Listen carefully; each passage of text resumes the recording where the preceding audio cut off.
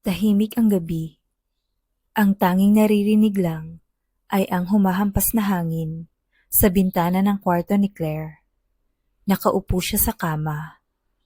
Hawak ang lumang litrato nila ni Camille. Magkaakbay habang nakatawa sa ilalim ng araw sa isang beach trip. Sa ngiti ni Camille, ramdam ang saya. Ang uri ng ngiting hindi na niya muling nakita mula nang umalis ito. Si Claire ay isang high school teacher.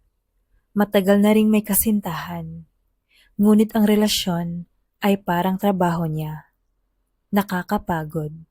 Walang saysay. Nawalan siya ng trabaho nitong taon.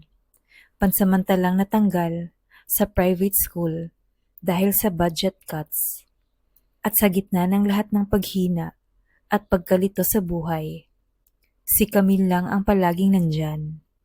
Ang kanyang matalik na kaibigan. Si Camille ay isang barista. Tahimik, mahinahon, ngunit may tapang pagdating sa pag-ibig.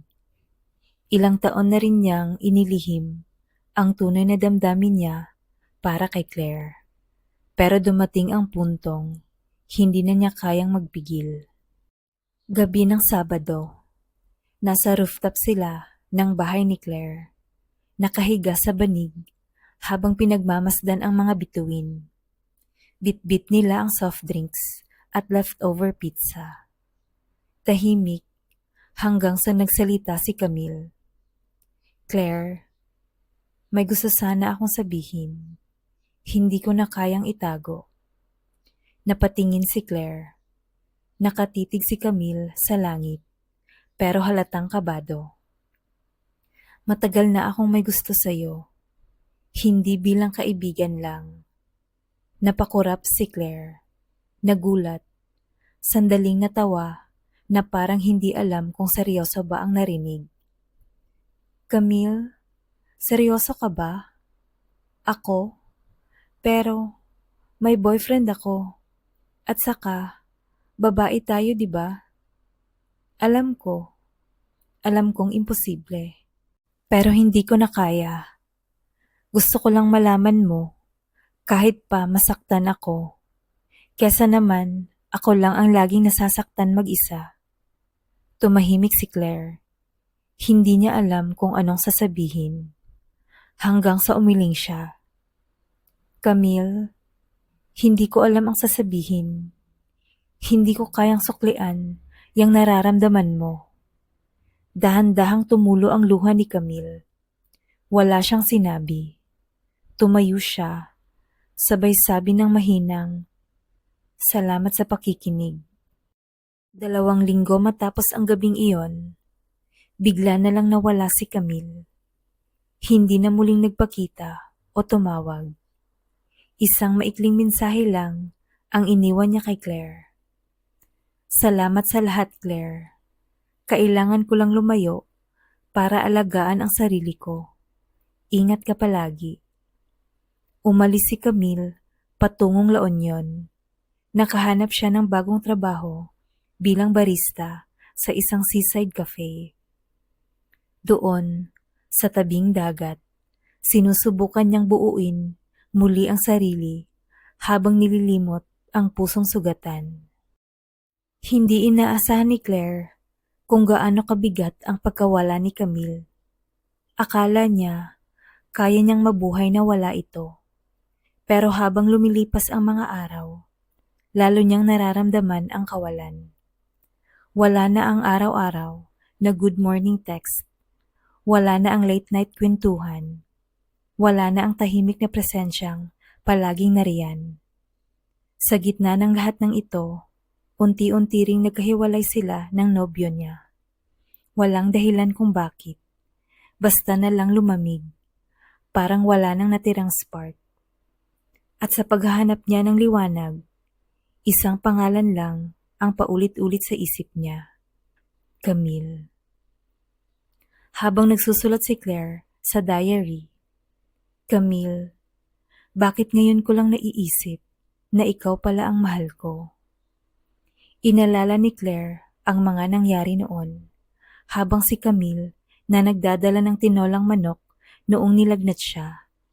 Nasumugod si Camille sa bahay ng boyfriend ni Claire matapos itong iniwanan ng bigla noong 1 taon.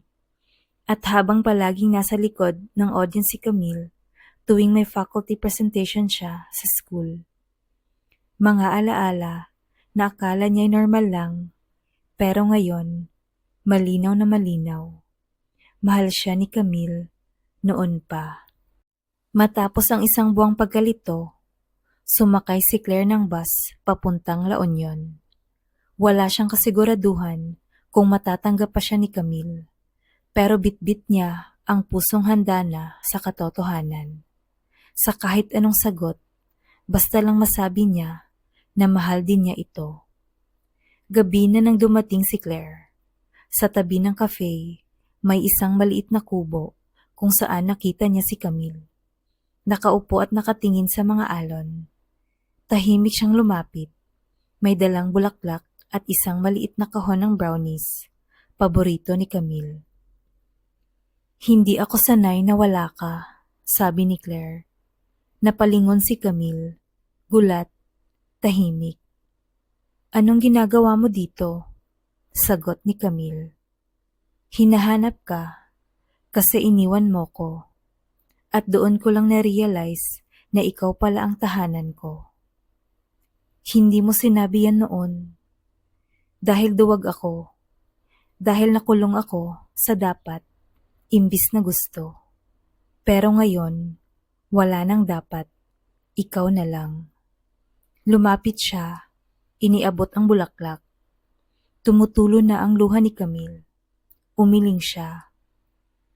Akala ko, hindi mo ako pipiliin. Patawad kung natagalan, pero kung may chance pa, pipiliin kita, araw-araw. Tahimik, walang ibang tunog, kundi ang alon at tibok ng puso nila. Humakbang si Claire papalapit. Hinawakan ang pisngi ni Camille at marahang bumulong. Pwede ba kitang halikan? Tumango si Camille. Nanginginig ang labi. At doon, sa ilalim ng buwan at mga bituin, nagtagpo ang kanilang mga labi sa isang marahang halik. Punong-puno ng damdaming naipon sa tagal ng panahon. Isang halik na matagal nang hinihintay. 3 buwan matapos ang tagpong iyon, magkasama na sina Claire at Camille sa isang simpleng apartment sa Maynila. Si Claire ay unti-unting bumalik sa pagtuturo, habang si Camille ay barista pa rin sa isang malapit na cafe. May mga Polaroid photos sa dingding. May magnet sa ref na may nakasulat. Una kang minahal, huli kang pinili, ng buong buo. Gabi-gabi, bago matulog, ganito ang usapan nila. Akala ko, hinding-hindi mo ako mamahalin, sabi ni Camille. Akala ko rin, pero minsan pala, kailangang mawala ang isang tao para makita mong siya pala ang dahilan kung bakit ka humihinga. Sa pelikula ng buhay, hindi palaging malinaw kung sino ang para sa'yo.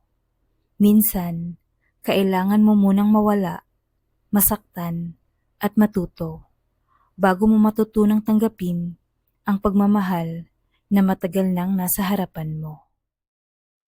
Thank you for watching. Please don't forget to like and subscribe. Bye.